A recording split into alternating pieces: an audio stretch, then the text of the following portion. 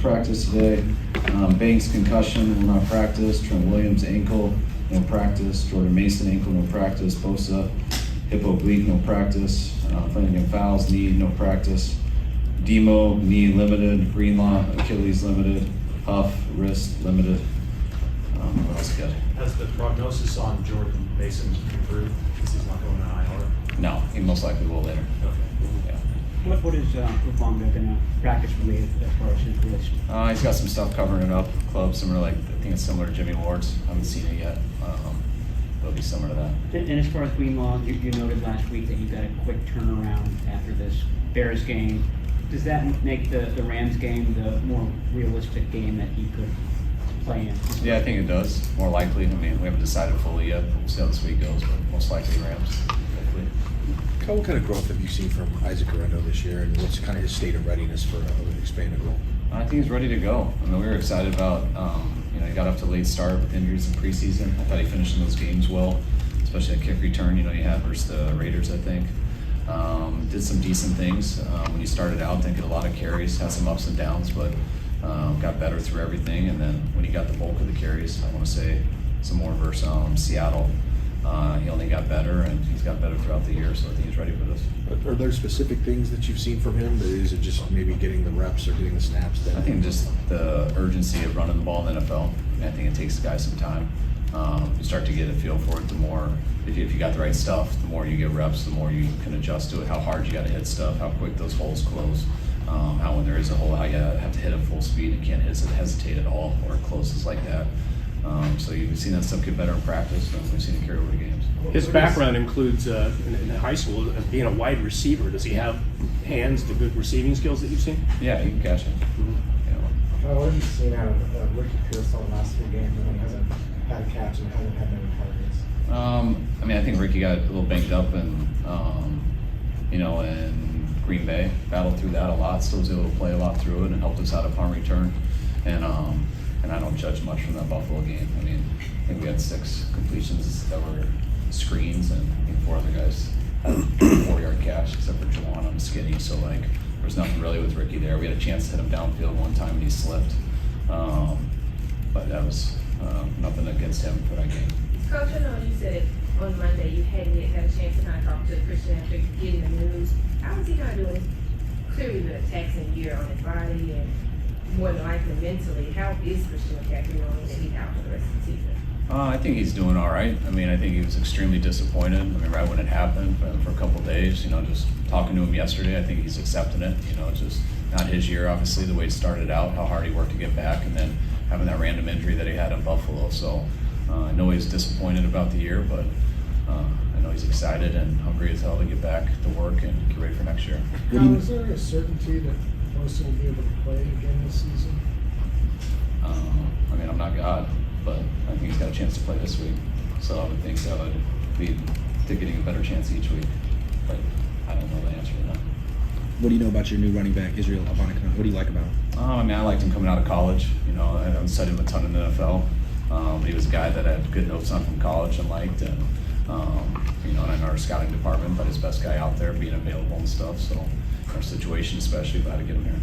Was he one of the running backs that Bobby was on to in the 23 draft doing the phone calls and things like that? If Bobby's on every single one. So, yes, definitely. What do you see from Caleb Williams? What's that? What do you see from Caleb Williams? What makes him unique? As talented as there is, just the stuff that you saw in college, you can see in the NFL. As good of a thrower as there is, born to play the position. Got the athletic ability to do whatever. He's got the speed to do whatever. He's gotten a lot of playing time. He's getting better as this year goes. I think he's getting a lot more consistent. I think he's been playing his best ball probably here the last few weeks. It's put him in a chance to win here in these last few games. They're unknown. You got with the new coach that you're preparing for is during season, so there's just only so much they can alter. Yeah, a little of both. There's only so much new coaches can do. They're not going to change a ton up, but they can have a different approach. You can have a different vibe from the team and stuff like that, and you just got to be prepared for everything. But there's only so much. Could McCaffrey potentially be back in a playoff scenario? Yeah, I believe so. I think usually they say that injury is like a 6-week injury, so that would give him a chance. Kyle, you mentioned after the trade deadline, it's a risk to make a move at the deadline. It's a risk to kind of more or less stay with that. I mean, do you look back at it with any regrets? Like, I know we can't predict what was gonna happen, but regrets not being more aggressive? No, because I don't think, I mean, how many aggressive moves you want to make? You know, and you make one aggressive move, and but I don't think that and what's happened is one player would have changed anything in these last 3 weeks. And when you do that, it just hurts you more going forward. So no regrets at all on that. Not to mention there wasn't really something sitting there that was enticing, even if it was considered a big move. So I didn't really see that option, and you don't ever want to do that just to do it either. Kyle, what stands out about the Bears defense when you watch them? I think they're a real good defense. You know, I think how good they are in the red zone. I think they're ranked number 2 in the red zone. I think they're top 5 at getting turnovers. I think they're top 5 at the third down. It's, you know, when they're top 5 in getting turnovers in their offense, I think it's number 1 in giving up, not giving up turnovers. It's usually a really good formula for winning.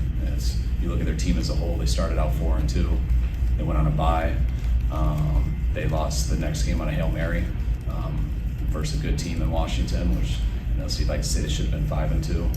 And the next 5 games after that, you know, they got blown out 2 after that.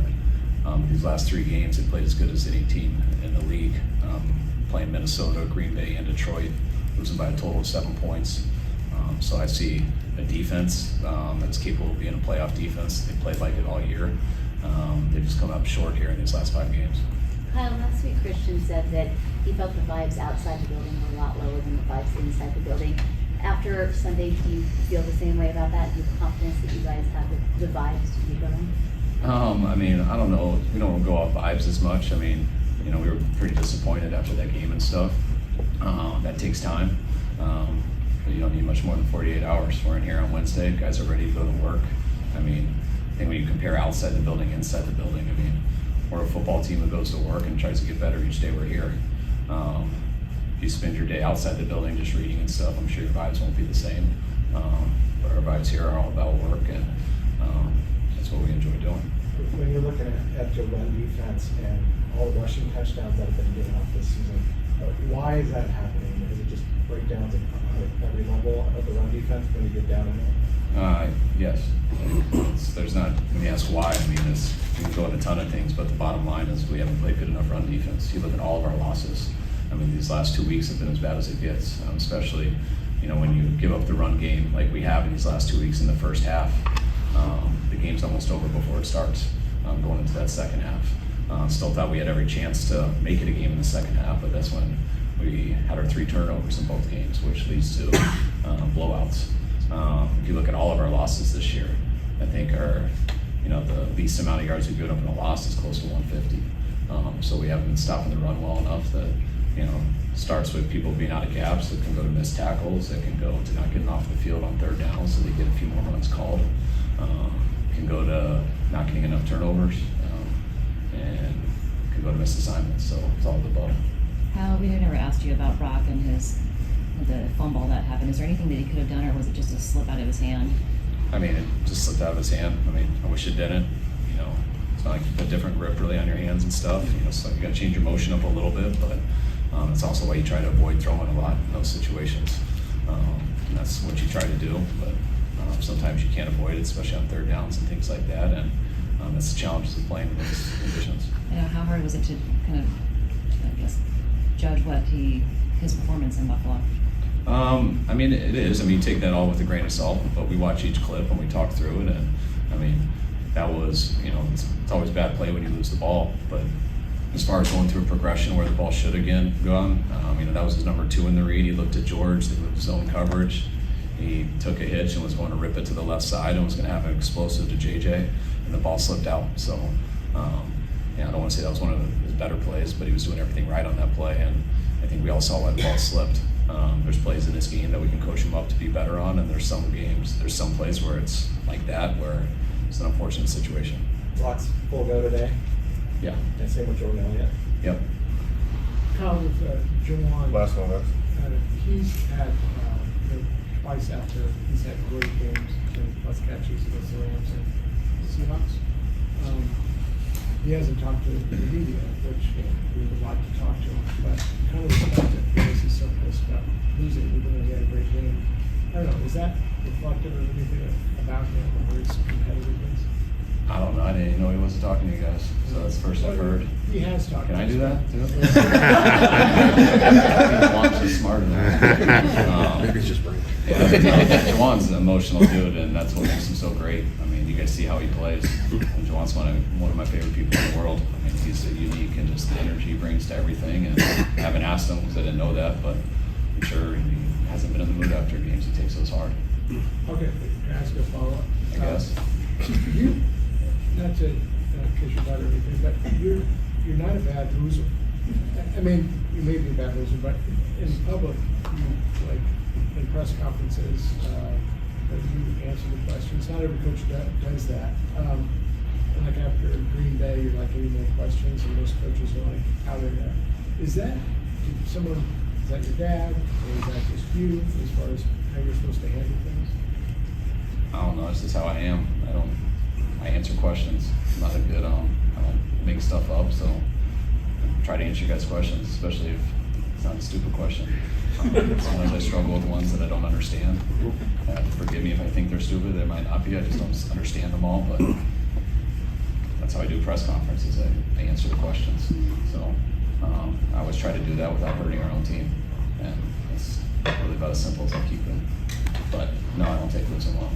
But I'm not showing you guys how I deal with my life in these 8 great minutes. Good, Brent? Yeah, All right, guys. Thank you.